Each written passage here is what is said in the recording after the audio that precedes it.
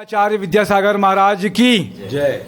ये आचार्य विद्यासागर महाराज हम सब जानते हैं कि जैन समाज के एक बड़े संत हैं और बहुत ही विद्वान, और इनकी बात का बड़ा वजन होता है।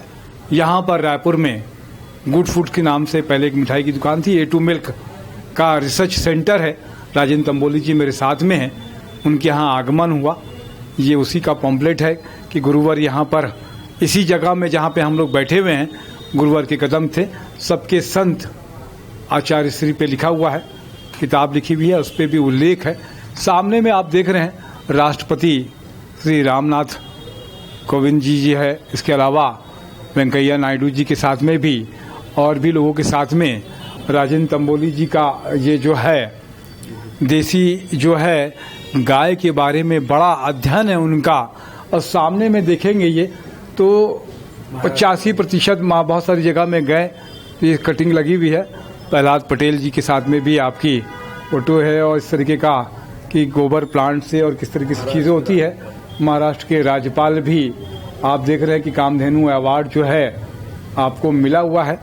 और सभी लोगों का बड़ा से संपर्क, और इसी संपर्क की वजह है कि सिर्फ और सिर्फ गाय पे काम करना और गौ माता पे निश्चित रूप से काम करना बहुत अच्छी बात है।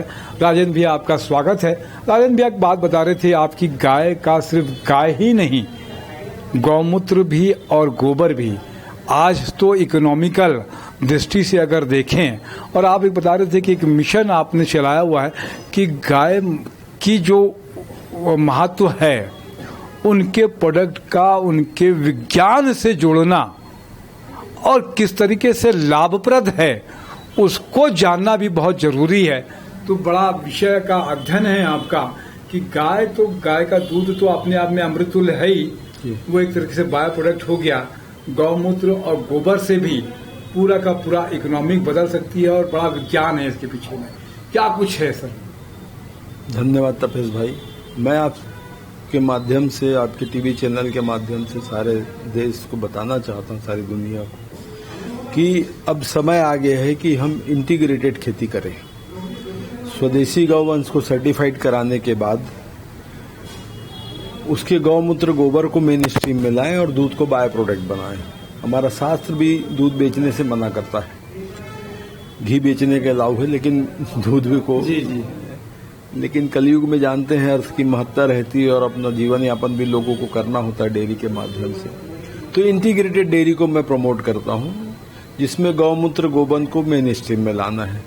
अपन गौमूत्र से जैसे कि बनाते हैं अब अर्क, तो सुबह सुबह जब गाय पहला दूध देती है, पहला मूत्र करती है, यूरिन पास करती है, तो उसको फिर कलेक्ट करके वाष्पित करके उसको अर्क बनाते हैं और उसको लगभग मैं अपने यहाँ से 500 रुपये लीटर में बेचता हूँ, है ना। अब बचा हुआ है तो मान लीजिए आप खेत में उपयोग करना है, कई लोग अपनी सबकी राय रहती तो खेत में भी उपयोग करना जरूरी है। फसल की कीटनाशक के लिए भी उसकी जीवामृत वगैरह सब बनती है, दवाई वगैरह। और गोनाइल नामक, जैसे फिनाइल बनता है वैसे ही गोनाइल भी बनता है, तो वो गोनाइल में भी उसका उपयोग करते हैं। और नेत्र ड्राप बनता है काऊ यूरिन से, उसको गुलाब जल और सब मिला के कुछ बनाते हैं। कुछ लोग ईयर ड्राप बनाते हैं, अगर दवा के रूप में बनाए तो वो 5-5 हजार रुपये लीटर तक भी जा सकता है।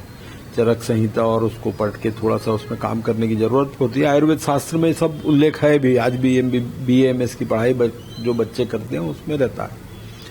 तो मेन जरूरत है कि काऊ यूरिन को हमको मेन स्ट्रीम में लाएं। अब रही बात गोबर की, जैसे कि आपने आज ही मुझे बताया, तो बोली जी गोबर नहीं वो गोवर है, तो मैंने वरदान है तो मैं भी यही मानता हूँ।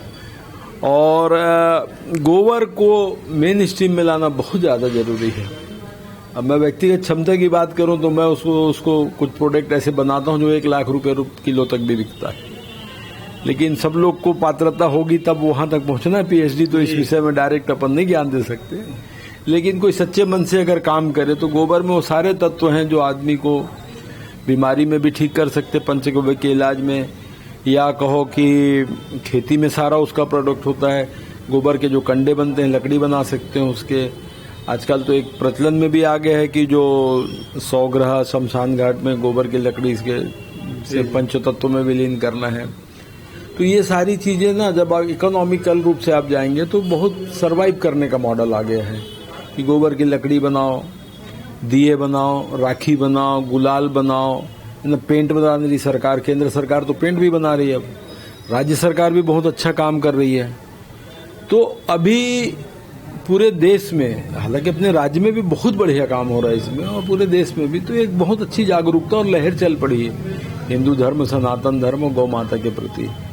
अब मैं एक नारा अपनी तरफ से देता हूँ, जैसे मैं मानता हूँ गौ माता की अगर भक्ति आप करते हैं तो दूध के साथ ही गोबर और गौमूत्र की शक्ति को भी आप पहचानिए, है ना, उसको विज्ञान से जोड़कर देखिए। और गौ माता को दान से पालते हैं, ये सिद्धांत को अब अपने को थोड़ा बदलना चाहिए या उसमें सुधार करना चाहिए कि गौ माता को दान से नहीं, गौ माता को सम्मान से पाला जाना चाहिए। और हम गौ माता को पालते हैं ऐसा नहीं, एक्चुअल में गौ माता के कारण हम लोग का पलते हैं। तो ये भी प्रतिपादित करने की जरूरत है। तो इसी भी एक मिशन मोड में हम काम कर रहे हैं, और आप जैसे सहयोगी हमारे साथ देते हैं जो हमारी बातों को देश दुनिया में रखने का मौका देते हैं, तो बड़ा अच्छा लगता है कि कहीं कहीं अप्रिसिएशन हो रहा है। पिछले 2-3 एपिसोड में मैंने आपको बताया ही देश दुनिया में जो भी चल रहा है, और महिला शक्ति आ रही, बच्चे आ रहे हैं, पढ़े लिखे लोग आ रहे हैं, सॉफ्टवेयर इंजीनियर, डॉक्टर, मेरे को तो पायलट तक मेरे पास अप्रोच कर चुके हैं, राजा महाराजा लोग जो पुराने थे उन लोग आते हैं।